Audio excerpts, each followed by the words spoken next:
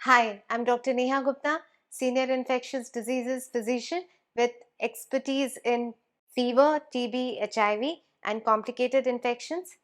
So, as doctors and infectious diseases specialist, हम लोग infections को cure तो करते ही हैं, but prevention is very important, and it's very important to prevent such complicated infections because अगर आज कोई भी infection हुआ तो ये एक तो बहुत difficult होता है ट्रीट करना और दूसरा ये लाइफ थ्रेटनिंग भी हो सकता है।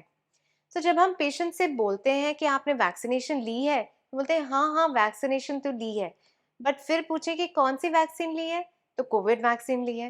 बट कोविड वैक्सीन के अलावा भी बहुत सारी वैक्सीन्स अवेलेबल हैं जिनको हम यूज करके इन्फेक्शंस को प्रिवेंट कर सकते हैं।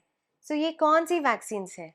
This includes vaccines for prevention of pneumococcal infections, influenza vaccines, hepatitis B vaccine, hepatitis A vaccine, typhoid prevention vaccine, varicella को प्रिवेंट करने के लिए या चिकन पॉक्स को प्रिवेंट करने के लिए वारिसेला वैक्सीन, और चिकन पॉक्स का रिएक्टिवेशन दैट इज शिंगल्स को प्रिवेंट करने के लिए शिंग्रिक्स वैक्सीन। इसके अलावा we also have meningococcal vaccine for prevention of brain infection caused by meningococcal meningitis as well as prevention of measles, mumps, rubella by MMR vaccine। Specially ये pregnant women में definitely important है अगर पहले या इसकी antibodies नहीं है तो, क्योंकि इसको लेके हम बच्चे को सेफ रख सकते हैं और ये बहुत ही इम्पॉर्टेंट वैक्सीन है।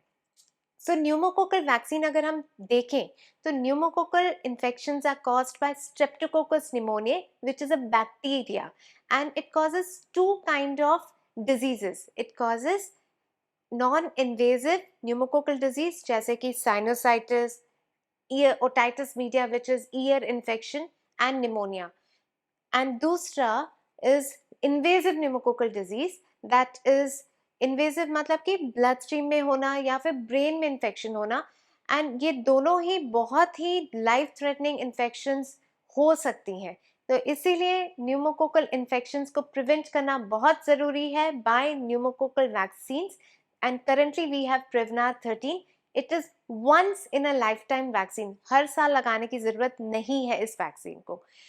वी ऑल्सो हैव इन्फेक्शंस जैसे कि इन्फ्लुएंजा बहुत हर साल ही होता है और बहुत ज़्यादा लोगों को इससे प्रॉब्लम होती है। So influenza vaccine is an annual shot जिसको कि लेना चाहिए और बच्चों में भी देना चाहिए प्रिवेंट करने के लिए। तो एल्डरली पेशेंट्स को तो लेना ही है, बच्चों में भी लेना है। And we have hepatitis B vaccination for prevention of hepatitis B. So अगर आपको पहले वैक्सीन नहीं लगी है तो हेपेटाइटिस बी की वैक्सीन ज़रूर लगाएं, क्योंकि एचआईवी की तरह ही हेपेटाइटिस बी भी नॉन क्यूरेबल है और इनफैक्ट लिवर को डैमेज करता है, सिरोसिस हो सकता है। वी हैव वारिसेला वैक्सीन, जैसा कि मैंने पहले बताया, varicella for prevention of chicken pox.